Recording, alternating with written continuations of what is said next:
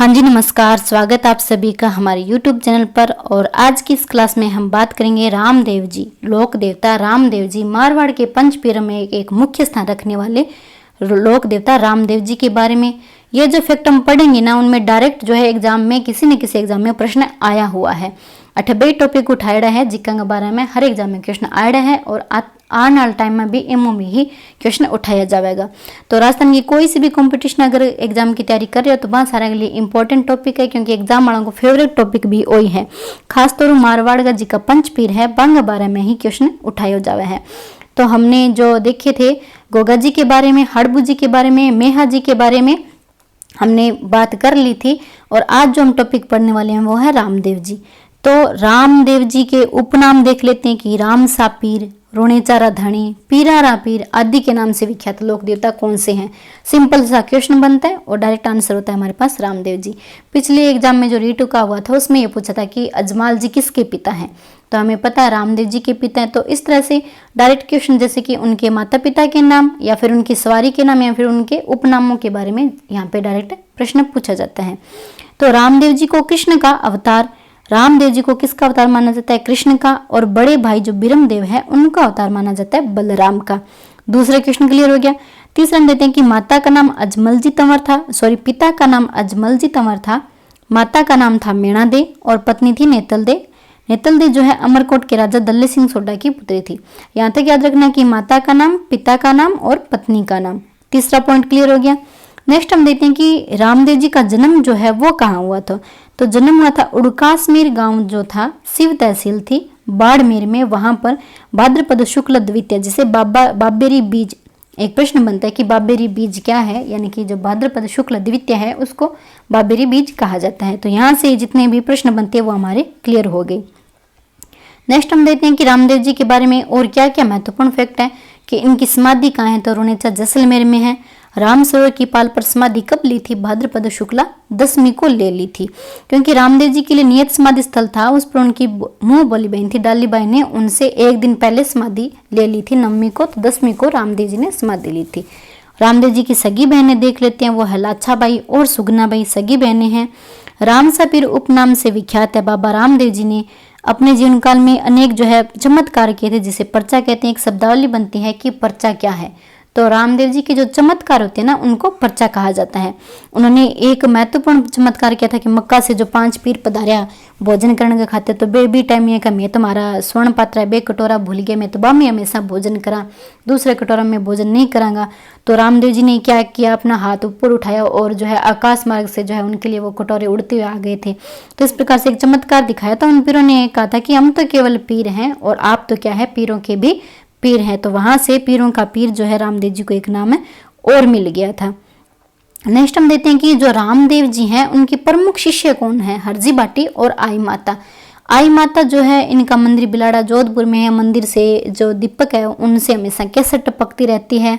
तो ये आई माता के बारे में हरजी बाटी ने गौ पुराण, बादवेरी महिमा, ये सारे जो है यहाँ पे जो रचनाएं की थी। रामदेव जी से रिलेटेड जितनी भी रचनाएं हैं उनकी स्पेशल एक क्लास मैंने डाल दी है, वो आप देख सकते हो। और रामदेव जी के गुरु का नाम बालीनाथ जी था। और बालीनाथ जी का मंदिर जो है मसूरिया जोधपुर में है। मसूरिया पहाड़ी जो जोधपुर में है वहां पर बालीनाथ जी का मंदिर है।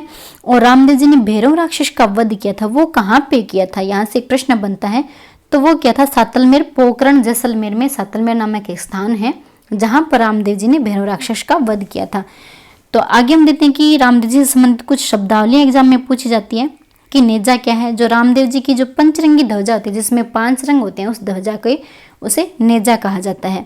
नेक्स्ट पूछा जाता है कि जातरू क्या है। तो रामदेव जी के जो तीर्थ यात्री होते हैं ना, जो पैदल यात्री बाबा के धोख लगाने जाते हैं, वो जातरू कहलावे हैं। नेक्स्ट है कि रीखिया। तो रामदेव जी का मेघवाल जाति का भक्त है बे रीखे कहलावे, जी को क्या करा रामदेव जी का जागरण जम्मा में जो है इनकी आराधना करते हैं। तो नेक्स्ट हम देते हैं कि जम्मा। जम्मा की वह कि रामदेव जी की आराधना में श्रद्धालु रोग जी का है बे रीखे। रीखे हमने क्या देखा था कि जो रामदेव जी के मेघवाल जाति के भक्त थे वो रीखे कहलाते हैं। तो रीखे क्या करते हैं, जम्मा जागरण लगाते हैं, यानी कि रात्रिकालीन का सत्संग करते हैं, जिसे क्या कहा जाता है, जम्मा कहा जाता है, यानी कि रात में जागरण लगानो जम्मो कहलावा है। और रामदेव जी किन किन के लोक देवता के रूप में विख्यात है, जैसे कि कुष्ठ रोग के निवारक देवता है, हैजा रोग के निवारक देवता है, और रामदेव जी की सवारी जो है नीला या फिर हरा घोड़ा, जिसका नाम क्या था, रेवंत था, ये रामदेव जी की सवारी है। और कामड़ पंथ का प्रारंभ, सबसे इंपॉर्टेंट फैक्ट जो है यहाँ से बनता है कि कामड़ पंथ का प्रारंभ किया था, किसने किया था, तो वो किया था रामदेव जी ने, जिसे रामसा पीर भी कहते हैं। तो कामड़ पंथ के बारे में भी थोड़ा सा जान लेते हैं कि राजस्थान में जो कामड़ पंथ है उनका प्रमुख केंद्र जो है वो है पादरला गांव पाली में, और इनके अलावा पोखरण, जैसलमेर, डिडवाना, नागौर में भी कामड़ पंथी निवास करते हैं। प्रमुख केंद्र हमें याद रखना है वो कौन सा है, पादरला गांव पाली में, ये जो है प्रमुख केंद्र है। आगे हम देख लेते हैं तेरह ताली नृत्य, जो भी क्या है अपने जो है मारवाड़ के पंचपीरों में एक मुख्य स्थान रखने वाले देवता रामदेव जी के बारे में है। तो तेरह ताली जो नृत्य है वो कब किया जाता है, रामदेव जी की आराधना में किया जाता है। करता कौन है, कामड़ जाति की महिलाएं करती हैं, और किस वाद्य यंत्र के साथ, मंजीरे वाद्य यंत्र के साथ, और क्या करती है, तेरह ताली नृत्य करती है। और तेरह ताली जो नृत्य है ना, वो एकमात्र ऐसा नृत्य है जो कि बैठ कर किया जाने वाला नृत्य है। आगे हम देखते हैं कि तेरह ताली नृत्य के समय क्या होता है कि जो कामड़ जाति का पुरुष है वो तो तंदूरा, जिसे चौतारा भी कहते हैं, वो बजाता है, और नृत्य को करते नृत्यांगना जो है वो 13 मंजीरे पहनती है। जो नौत होते हैं उसके दाहिने पांव पर, 2 कोहनी पर होते हैं और 2 हाथ में होते हैं, और साथ में 13 ताल उत्पन्न करते हुए जो 13 स्थितियों में नृत्य करती है, इसी कारण से 13 ताली कहा जाता है। 13 स्थितियां होती है, 13 जो है मंजीरे होते हैं, बैठ कर किया जाता है, और मंजीरों के साथ ये जो है नृत्य किया जाता है। करता कौन है, कामड़ जाति की जो महिलाएं हैं, और पुरुष इसमें जो है तंदूरा बजाते हैं। देख लिया हमने साथ ही तेरह ताली नृत्य के बारे में। और आगे हम देखते हैं कि तेरह ताली नृत्य जो है एक व्यावसायिक यानी कि पेशेवर नृत्य है, यानी कि जो व्यावसायिक दृष्टि से देखें तो उस नृत्य में ये शामिल है, तेरह ताली नृत्य। और नृत्यांगना भी कौन है प्रसिद्ध नृत्यांगना, तो मांगीबाई और दुर्गाबाई। मांगीबाई और दुर्गाबाई जो है तेरह ताली की नृत्यांगनाएं हैं, यानी कि फेमस जो है नृत्यांगनाएं इसकी। और रामदेव जी की फड़, ये भी इंपॉर्टेंट बनता है। अब फड़ जो है कौन कौन से देवताओं की सबसे फेमस है, कब उन पर डाक टिकट जारी हुआ है, तो उसके बारे में भी हम नेक्स्ट क्लास में चर्चा करने वाले हैं। तो रामदेव जी की फड़ है वो कामड़ जाति के ही भोपे जो है उसका वाचन करते हैं, और रावण हत्ता वाद्य यंत्र होता है। रामदेव जी के वाद्य यंत्र कौन सा है, जब वो फड़ वाचन करते हैं भोपे, तो कामड़ जाति के भोपे वाचन करते हैं और रावण हत्ता वाद्य यंत्र के साथ।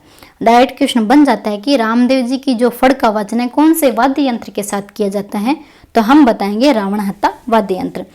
अब यहाँ पे देखते हैं कि रामदेव जी का मेला कब बढ़ता है, प्रतिवर्ष भाद्र शुक्ल द्वितीया, जिसे बाबेरी बीज भी कहते हैं, बिदिन रामदेवरा जैसलमेर में बाबा रामदेव जी को भव्य मेड़ो भरीजा है। पश्चिमी राजस्थान को सब बड़ो सांप्रदायिक सद्भाव के लिए प्रसिद्ध है। सांप्रदायिक सद्भाव, इसमें कोई भेदभाव नहीं होता है, सभी जाति और धर्म के लोग यहाँ पे आके बाबा की आराधना करते हैं, बाबा के दर्शन करते हैं। और क्या आता है रामदेव जी के बारे में शब्दावलियां, जैसे कि रामदेव जी के प्रतीक चिन्ह है उसे क्या कह जाते हैं, पगलिया कहा जाता है, जो क्या होते हैं कि पत्थर पर उत्कीर्ण होते हैं। रामदेव जी के प्रतीक के रूप में 2 पैर होते हैं, जिसे पगलिया कहा जाता है।